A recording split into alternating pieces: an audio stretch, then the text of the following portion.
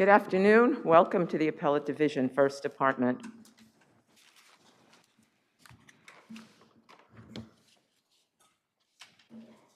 This is the case of Nichols versus Hochul. Are the parties ready to proceed? Okay. Counsel, if you would, note your appearance and begin.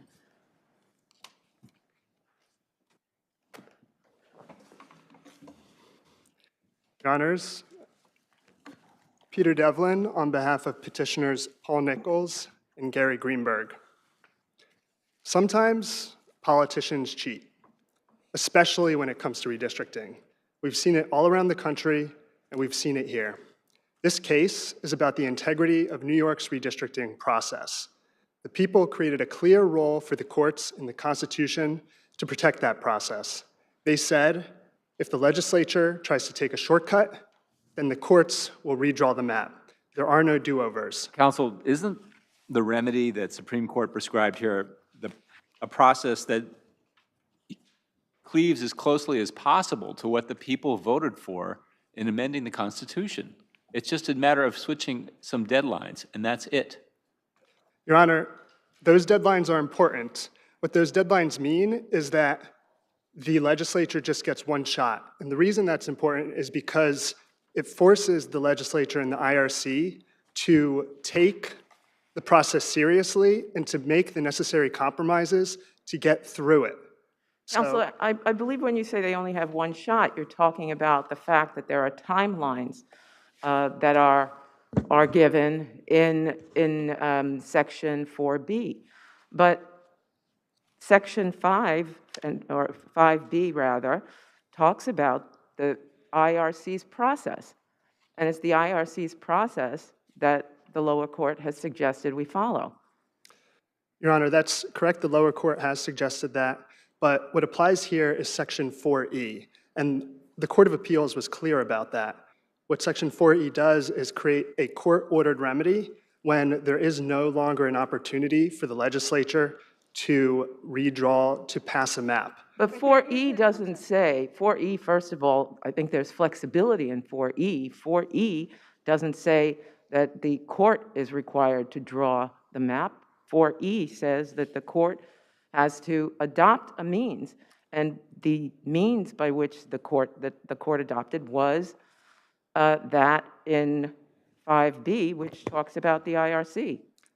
Respectfully, Your Honor, the Court of Appeals said that Section 4E means, quote, a court-ordered map. That's in footnote 20 of its Harkin-Ryder decision. Sorry, but in Harkin-Ryder, weren't the facts different in that there was no time to consider any other means?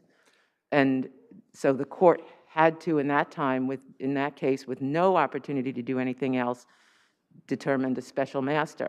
But I don't think that the court, or better yet, the Constitution, says that we are required to ignore the IRC process.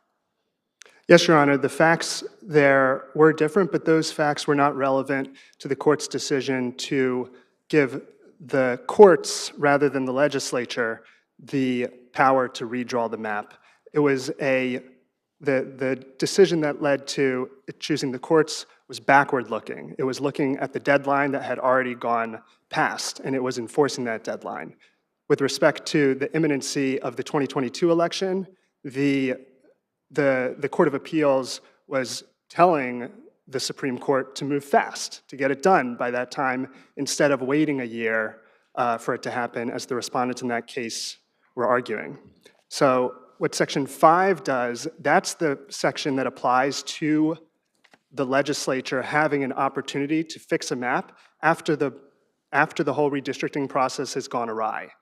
But the Court of Appeals was clear that that's only an opportunity. If the legislature can't fix the map because it's gotten the process itself wrong, because it hasn't finished that process by the time that the Constitution prescribes, then we end up in Section 4E, and that's when the courts are— Counsel, does that mean that in our previous decision on this case that we were wrong in saying that in remanding for consideration, quote, of the proper means for redrawing the state assembly map in accordance with New York Constitutional Article 3, Section 5B. Were we wrong when we said that?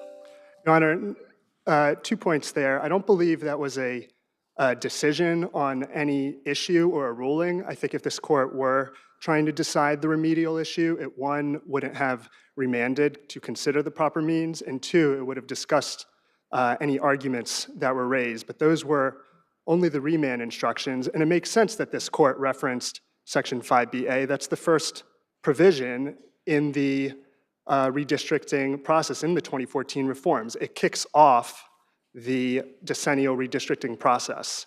And so, Counsel, you keep on referring to Section 4E, but where in that section does it indicate that a court is even required to draw a new map? Your Honor, Section 4E refers specifically to, quote, a court being required to order the adoption of a redistricting plan as a remedy for a violation of law. And a violation of law is what we have now. The process was violated. That's what the Court of Appeals said, and that's what this court said in June when it invalidated the assembly map. But that's what the trial court here did, was to order the adoption of a map, but using the IRC procedure instead of using a special master or the court system itself. What troubles me about your position is it seems to me that it hinges on your belief that adherence to the IRC procedure would be futile because there was one time when they couldn't come to a map and they sort of threw up their hands. But if we conclude that it would always be futile, aren't we really just vacating the entire IRC procedure in violation of, notwithstanding that that was what was adopted by the voters? Your Honor, we have no position, petitioners Greenberg and Nichols have no position over whether the IRC process would be futile or not. You said it in your brief. Your Honor, we did not say that in our brief. I believe Mr. Gavin Wax may have referred to that in his reply, but petitioners Nichols and Wax haven't argued that it would be futile. And regardless of the futility, it's not the futility that matters, it's that the court is supposed to be a backstop that incentivizes the process to go correctly in the first place. And so when we end up in Section 4E, again, and that footnote 20 of the Harkin-Ryder decision says is a court-ordered map. But I think you use the right word when you say a backstop. Isn't that really that we are the last resort after the IRC process is fulfilled? I don't think that the courts are supposed to usurp what's in the Constitution, what's been elected, been voted on by the people to have this IRC process, and then we usurp the legislature's role. I think we are the backstop, the last resort. The first is to go through the IRC process that the Constitution seems to require here.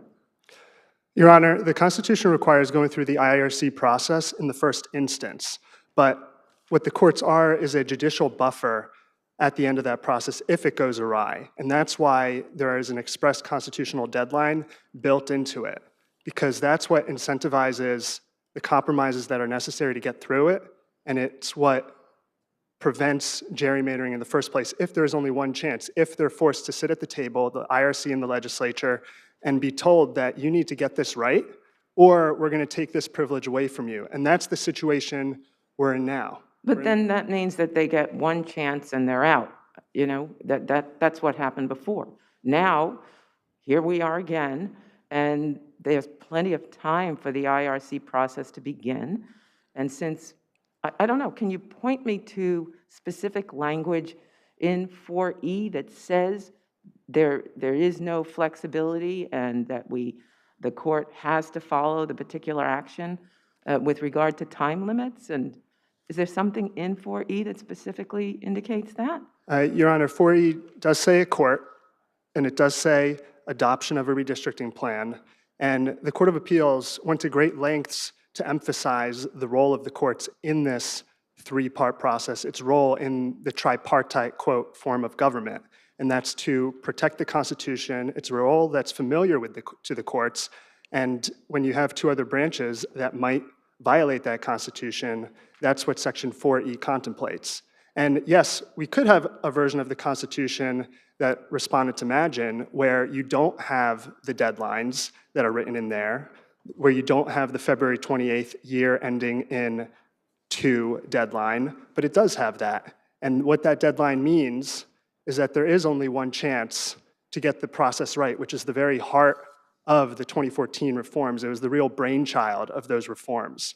And getting that process right and bypassing that process compromises the entire map. And that's when the courts are supposed But to step doesn't in. that ignore the remaining section of Section B that says, not only in years with a zero must we do this, but, and at any other time a court orders that congressional or state legislative districts be amended.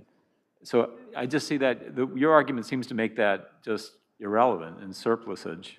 So how do you, what does that mean then? Your Honor, Section 5BA refers to, quote, district lines, and that language is important.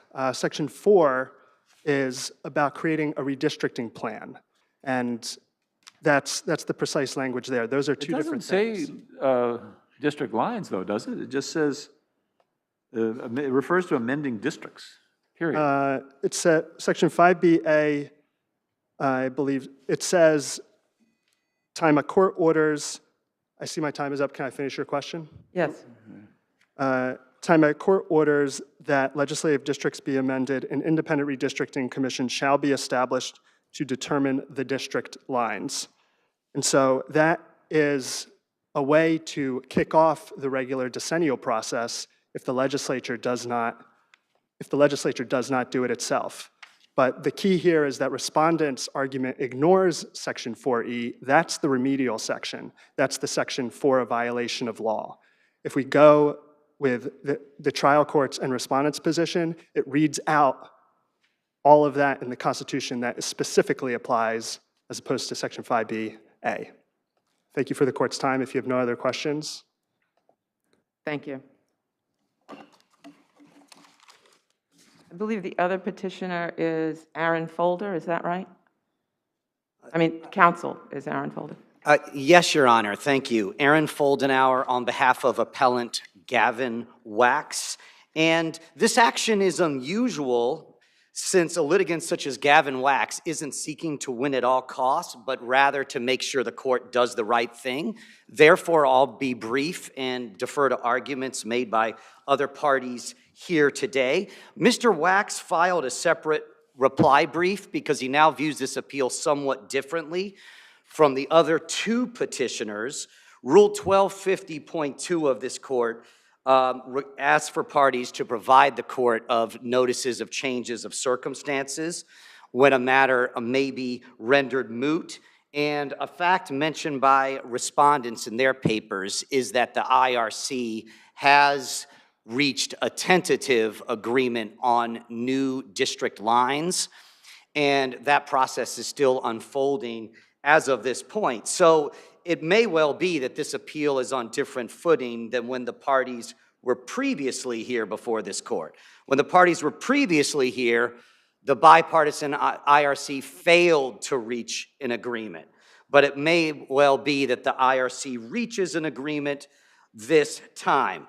And of course, a longstanding jurisdictional principle is that courts should not unnecessarily reach issues. And it may well be that it's unnecessary to reach the ultimate issues because no party here disputes the involvement of the IRC in redrawing the lines. What is your client's position at this time? My client's What are you position, asking us to do? Mr. Wax's position is that he still believes the evidence militates in favor of granting the relief that the counsel for the other 2 petitioners asked for. However, was just noting that he's changed the way he's looked at this appeal, just given that the IRC may well reach an agreement. So given that, why would you ask us to take that step if you think it's going to be fine? What we're asking for is just simply for the court, it's a fair question, and I appreciate the premise of the question, and what we're simply asking is for the court to do the right thing. And one practical concern here is allowing candidates ample time to plan their candidacies. The last time we were here before this court, it was too late for the lines to be redrawn, and candidates didn't have that much time to plan their candidacies under the new lines. So we are asking that the court act quickly so that candidates can plan their candidacies. And if we ever do appear before you again in this matter, time will be of the essence so that candidates can plan and petition in adequate time. Thank you for the court's consideration of our position. Thank you.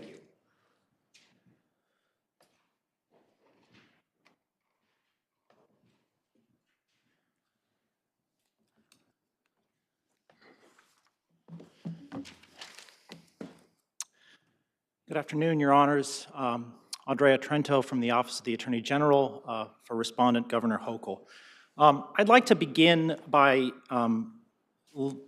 picking up where Mr. Devlin left off. And where Mr. Devlin was left off was discussing a new theory that is not in their briefs at all. Their reply brief introduces a number of interpretations of 5BA that we don't see in their opening brief, effectively abandoning some of the positions they made in their opening brief. And now we have this new theory explained nowhere in their reply brief about the district lines. And this is the idea that what's happening in 5BA is that the drawing of district lines only refers to that decennial census, and that when a court is ordering the formation of an IRC, it's only being able to do so, it's only being called on to do so where the IRC the legislature has failed to convene the IRC. I think this underscores the number of strained interpretations that are being offered here. At the end of the day, the petitioner's interpretation of Section 4E and Section 5BA would render Section 5BA a dead letter, the at any time a court orders provision of 5BA a dead letter. Just to take this one example, the idea that 5BA only calls on a court to order the establishment of an IRC when the legislature has failed to do so is belied by the plain terms of 5BA. 5BA calls for the creation of an IRC at any other time a court orders that districts be amended. It juxtaposes, it contrasts the temporal moment at which the IRC is formed at the decennial census and when the IRC is formed as a result of a court order. Moreover, that at any time a court orders language calls on the court, it is triggered whenever a court orders that congressional or state legislative district lines be amended. If plaintiffs were correct, that disjunctive would have no meaning because at the beginning of the congressional or at the beginning of the redistricting process at the time of the census, all districts need to be amended, congressional and state legislative districts. And so, Your Honors, I'll begin by explaining why Section 5BA controls here. This court's order declaring the assembly map unconstitutional and directing the Supreme Court to consider the proper means for redrawing the map is an order that state legislative districts be amended. It must be given, Section 5BA must be given effect, whereas here, it's possible for the IRC to convene and to draw district lines. Counsel, do you view it as a problem that the effect of the trial order is that it would be necessary to disregard multiple constitutional provisions like the ones as to deadlines? No, Your Honor, because when the court is called on at any other time to establish an IRC when a court orders that district lines be amended, it has to contemplate that the precise schedule that applies at the decennial redistricting process will not necessarily apply. Moreover, I think that Section 4E is what gives the court flexibility when it's ordering the adoption of a new map as a result of a violation of law.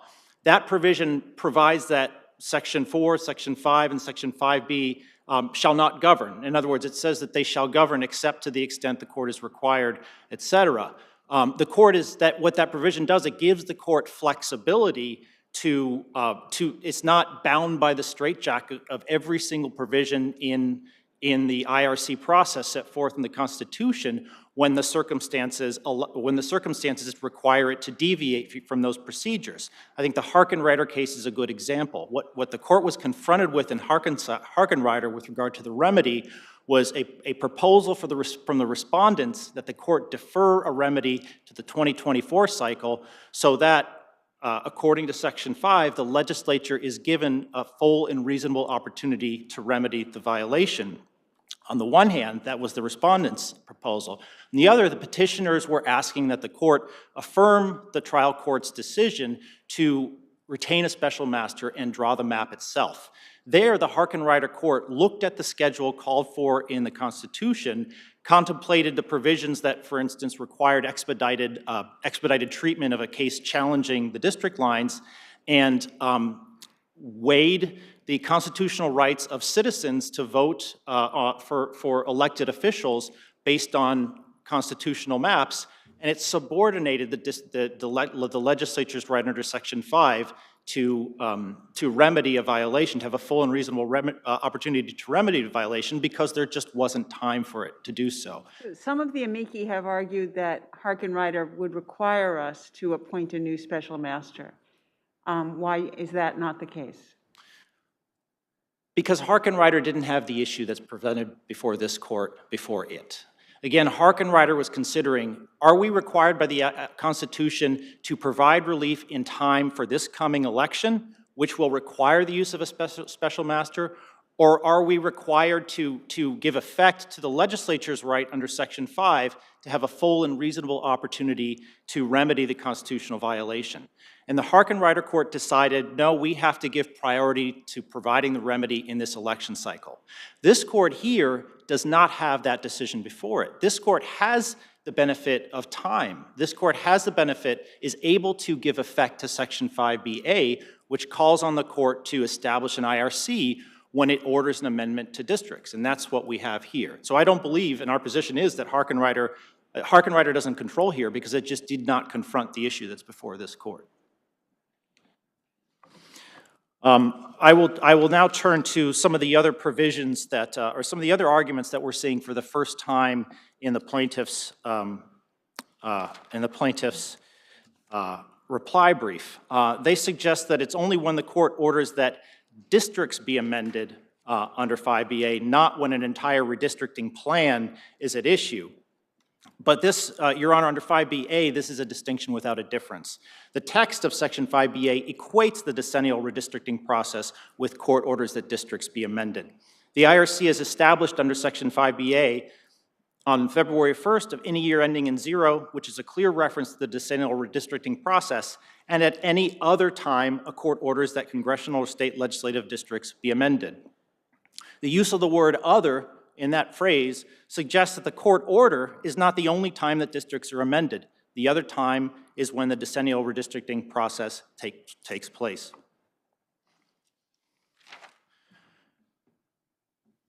I've covered why the argument that only when the beginning of the redistricting cycle is when the legislature fails to appoint is not a valid argument. I've covered Harkin-Ryder. I've explained how Section 4E provides the court with flexibility to order the adoption of a map without being bound by the straitjacket of the several provisions of Sections 4 and 5B that do not apply at other times in the redistricting cycle. If I could turn briefly to the law of the case issue, Your Honors, when this court ordered the case to be remanded and that the court consider the proper means for drawing a new assembly map consistent with the requirements of Section 5BA, Section 5BA has only one application here. That application is when the court orders that, at any other time, the court orders that districts be amended. The petitioner's position is that Section 5BA does not and cannot apply. It is clear from this court's order that it intended Section 5BA to apply to this case. Moreover, one of the arguments is, and the court below considered itself bound. On page 17 of the record, it said, nay, I consider myself required to utilize the IRC process pursuant to this court's remand order. And if I could address the waiver point raised by the petitioners, the principle of the law of the case applies equally to the parties and to the courts. That is, it's an issue that cannot be waived. This is a case we did not cite in our reply brief because we did not get the waiver issue in the petitioner's opening brief. But this court in Metropolitan Steel Industries, Inc. versus Perini Corp., 5583rd 228, First Department, 2008, held that the law of the case issue is one that cannot be waived by the litigants below. This court is bound, it cannot disregard an order of another judge of coordinate jurisdiction, which is the prior panel of this department's ruling in the course of earlier proceedings, regardless of whether the parties have raised the issue or not.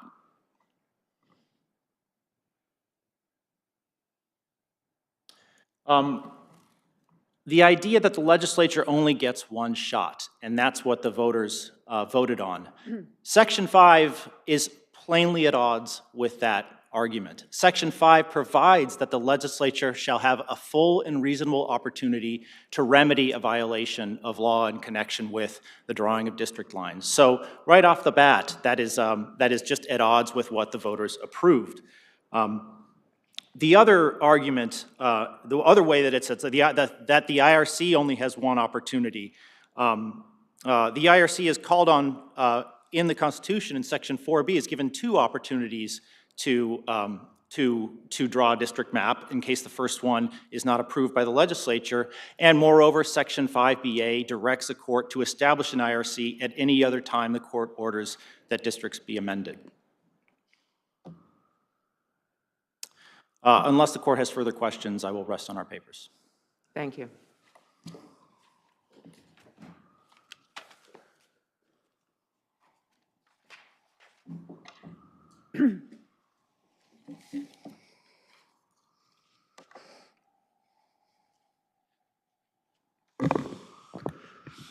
Good afternoon, Craig Buckeye on behalf of Assembly Speaker Heastie. We are co-counsel with C. Daniel Chill and Elaine Reich of the Graubart Miller firm, and we're joined in our brief by Senate Majority Leader Andrea Stewart-Cousins, represented here today by Eric Hecker of the QD Hecker-Wong firm. And we would advocate that the place to start on this appeal is by looking at the text of the New York Constitution, Article 3, Sections 4, 5, and 5-B, because that is what the people voted for back in 2014. There's a real tension on this appeal between democracy, and I would say we're on the side of democracy, versus autocracy, because what it is that the petitioners, particularly Mr. Nichols and Mr. Greenberg, would like to do is to have a single person who may not even necessarily be from anywhere in the state of New York. In the Harkenrider case, it was a single person from Pennsylvania who did not know our state, who did not know its diversity, who did not know all of the different reasons why districts had been constructed as they had for decades. That was the person who determined the congressional and state Senate lines for the entire state of New York. And in the Harkenrider case, the Court of Appeals, Judge DeFiore and 3 of her colleagues determined that that was necessary because, number one, they determined there had been a procedural violation whereby the IRC had not come to an agreement with respect to how the districts should be recommended to the legislature, and that given the exigencies of time, the interest of coming up with appropriate legal lines in time for the 2022 elections, that the only way that this could be done was by having a single special master chosen by a single acting state Supreme Court justice in Steuben County to determine the lines for all of Congress and all of the state Senate for the next 10 years. And we respect that opinion. But with respect to the assembly lines, that is not at all necessary, and that is not at all compelled by what the New York Constitution says. Why is it not necessary? For starters, the petitioners' challenge to the assembly district lines was belated. They had an opportunity in February 22 to bring their challenge, and they did not do so. They waited until May of 2022 with the June assembly primary only about 6 or 7 weeks away. And the Steuben County Supreme Court justice said, too late. I'm not going to allow you to intervene. And so when they were denied intervention, then they decided, well, we can start a new lawsuit in New York County Supreme Court. And so they wanted all of the district lines thrown out, and they wanted new ballot access opportunities, not only for state assembly, but for all kinds of different offices throughout the state of New York. And Justice Love said, hold on a minute. You had your chance. We are not going to upend the 2022 elections at this late date when you petitioners sat on your rights. And so they took their appeal here to the First Department, and it was argued on June 9th and decided on June 10th. And this court agreed that the assembly district lines were not going to be upended for the 2022 election, that they would be used for the 2022 election, but that for the 2024 election, given the procedural unconstitutionality, that new lines would need to be drawn for that new election, and that they would take effect once they were approved for the 2024 election. So that is where we come to.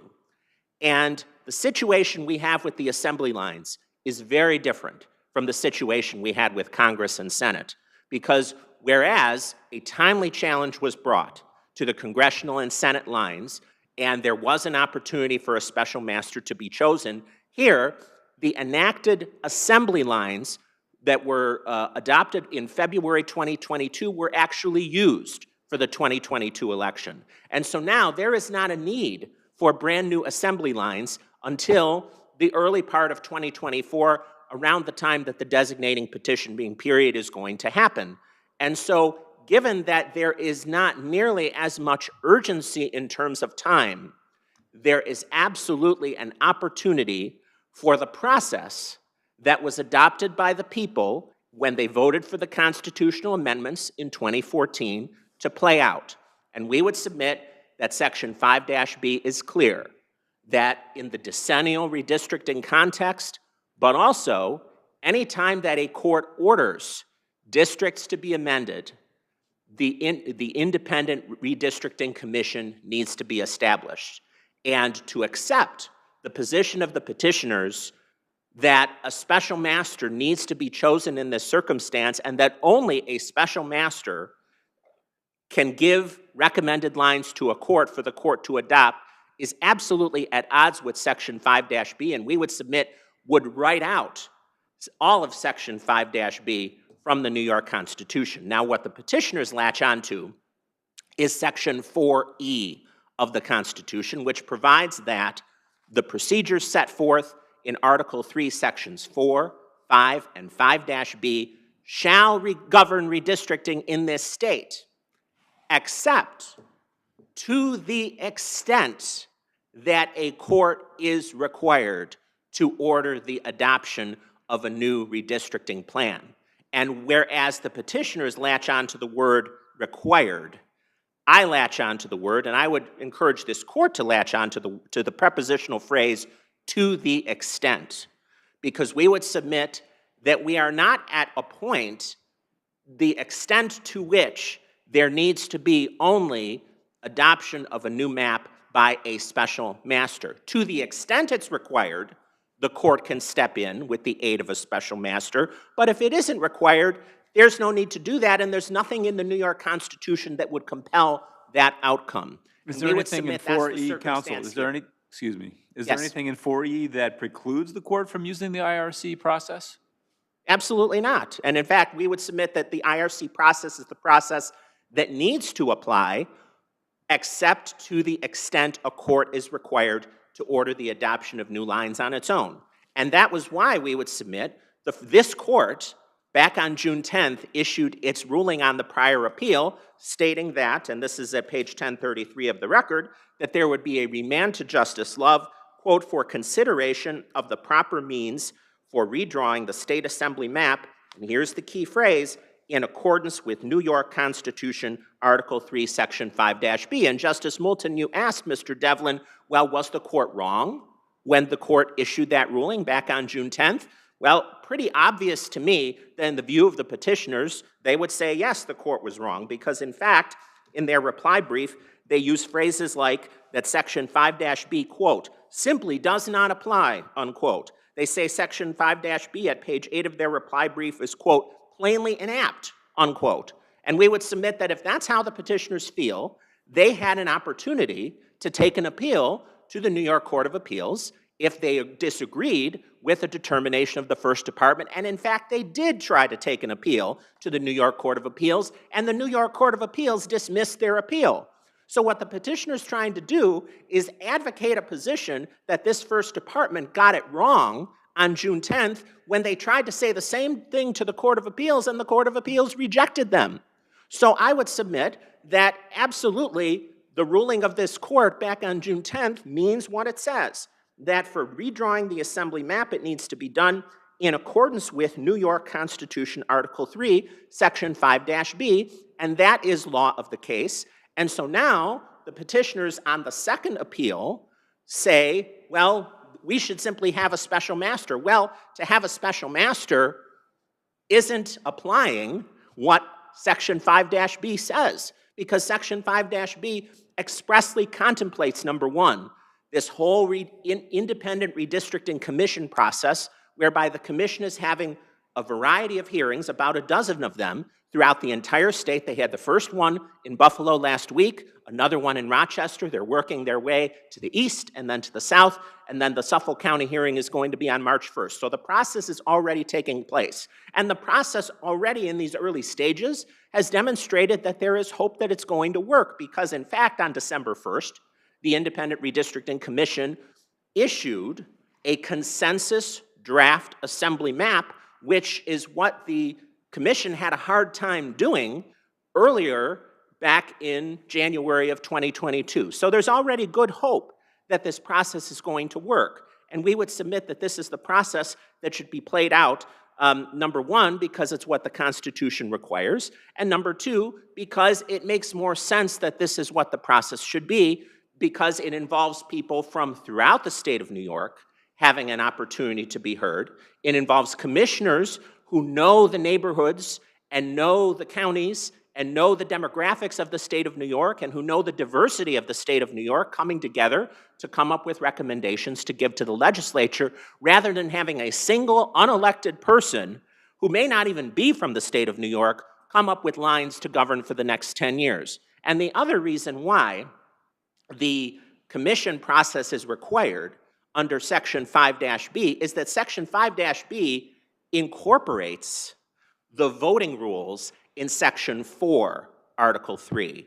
And that's why I would submit this argument that somehow constitutional deadlines have been passed has absolutely no merit. Because number one, if it were true that the commission were held to the February 28, 2022 deadline, and at no other point in the future could the commission ever be empowered to act, then the consequence would be that Section 5-B would be written out of the statute, because you could never possibly have an amendment in a subsequent year if there's going to be a challenge in a subsequent year, because redistricting challenges under the unconsolidated laws can be brought at any particular time. It could have been brought in 2025, 2026, 2027, and if a court would order an amendment to the lines at that time, then there'd be no way for the IRC to be able to act. And we would submit that that's not the law. And then Section 5-B, subparagraph G, expressly incorporates the voting rules with respect to approving a new district map and secures that role for the legislature to take the recommendations, which under Justice Love's order will come first on April 28th.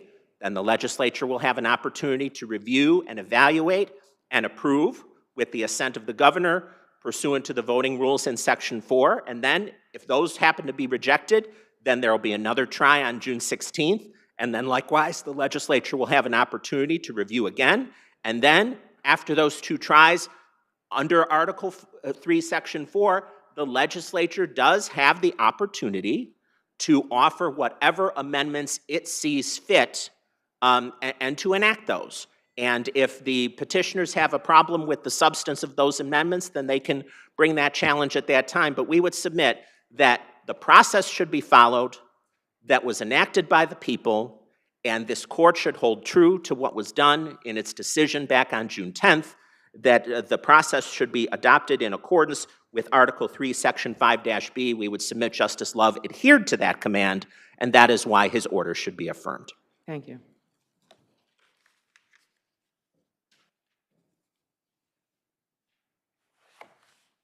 Counsel?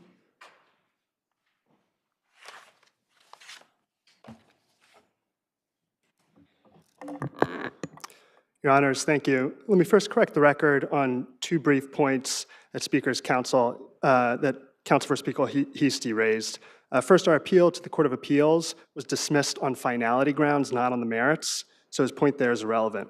Also, I want to clarify our position that We are not asking specifically for a special master. We're asking for the court to have a final word and not the legislature, because that's what the Constitution requires. Were you suggesting that a single judge should draw a map? I'm sorry? Are you suggesting that a single judge should draw a map? We're suggesting that the single judge should go through a rigorous process, seeking input from the people, seeking input from interest groups, seeking input from a special master, or even the IRC, since the IRC has already begun. So you're suggesting that a judge undertake a process similar to what the IRC is supposed to do? And how is the judge supposed to have the time or expertise to do that? Because the judge will have the assistance of potentially a special master with the expertise, Well, then but you also are that recommending a special master. we believe that it's practically a good point for the judge to appoint a special master. So, But what so how do you respond to the argument made by counsel that your position favors autocracy instead of democracy, and that you're suggesting that the redistricting be done by a single individual appointed by a single judge instead of by the collaborative process endorsed by the people that involves the IRC and then the legislature? Your Honor, that process has already happened, and what the people contemplated was that when that process goes wrong, the courts have to step in their role in this separation of powers balancing act that we have here. And that's what the Court of Appeals emphasized. In both footnote 20, they said that Section 4E requires a court-ordered map, and that's what the people contemplated. And it emphasized that this is the role that's familiar to the courts in our tripartite form of government to protect the Constitution. And if I may make one more point. Yes. The respondents, they focus on the text. We also want to focus on the text. Section 5 is what gives the legislature an opportunity to fix a map after the process has happened. So Section 5 applies to that, not Section 5B. But Section 5, Harkenreiter said, is not applicable now because that opportunity can't be carried out. It's not possible for the legislature to fix, and that's why we end up in Section 4E, where the court is required to order a remedial map. Thank you. Thank you. Nothing further. Okay, thank you. Thank you all.